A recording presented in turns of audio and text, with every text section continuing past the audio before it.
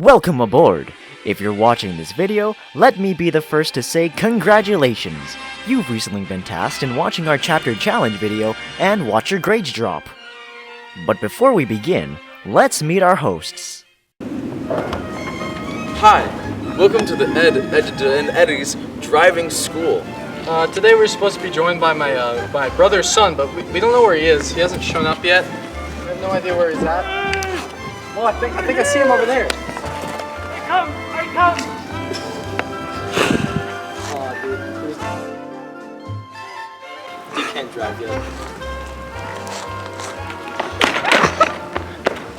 Whoa, Juan Julio! I'm sorry.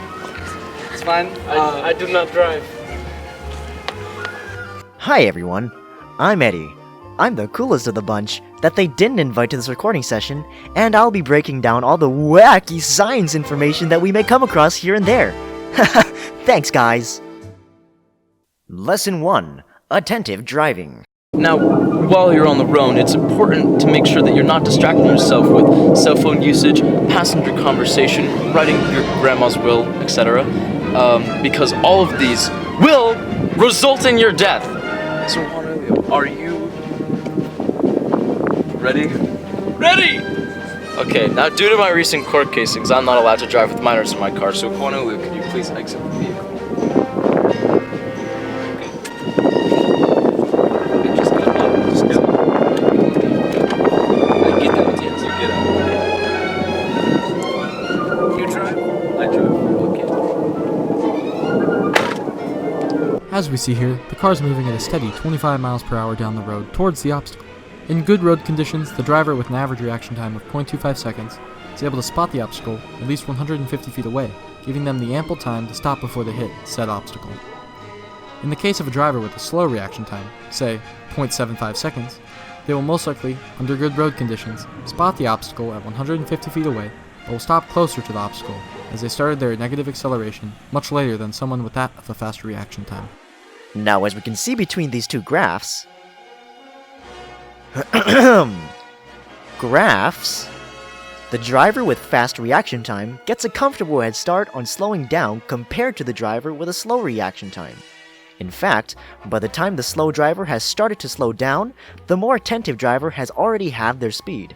And also remember that distractions like texting, passenger conversation, grooming, and or eating and etc. can seriously impact your reaction time to even fatal numbers. Back to you, Ed. Negative acceleration. Now that we've mastered the art of distractions, it's time to move on to deceleration and braking. You may be familiar with the more common name, the fat pedal. Now this is most important when you come to a stop sign or stop... I drive, my turn. Yeah, sorry, Joseph. No commute, no drivo. You can drive afterwards, just go read Dianetics or something. Okay, good.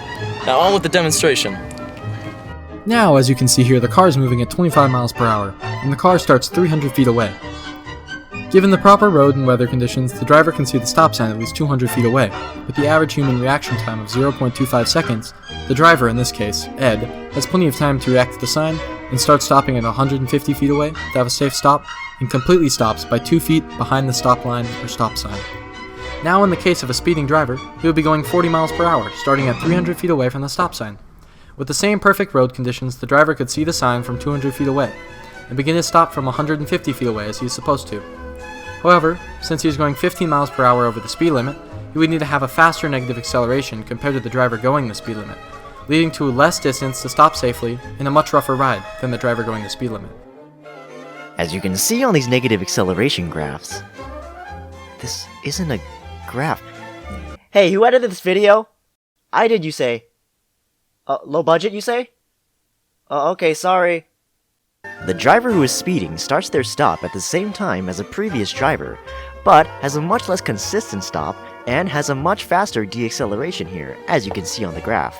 From 18 seconds to 20 seconds, we see a deacceleration of negative 4.79 meters per second squared, a much faster deacceleration at the time in reference to the safe driver having a deacceleration of negative 1.6 meters per second squared in the same time period. This faster deacceleration leads to a more jolting stop. Thank you, Eddie. And now, lastly, and certainly not leastly, my favorite demonstration. Jocelyn! Yes. Get in front of the car. Okay. Here. Yeah, that's good. Okay. Now, kids, watch very closely.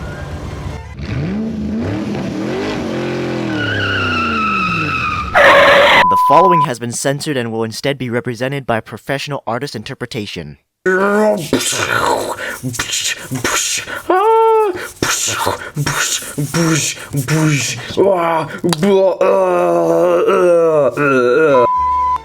Thank you for joining us today in our driver's education course.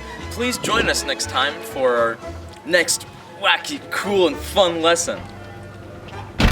We'll see you guys next time for the next lesson. Now, by common knowledge, hitting pedestrians with your car is extremely insane and should be avoided at all costs. It is up to you to be attentive while driving so you may have enough time to stop before hitting a pedestrian. It is also up to you to be aware of your car and its speeds so that you may again safely stop before hitting a pedestrian.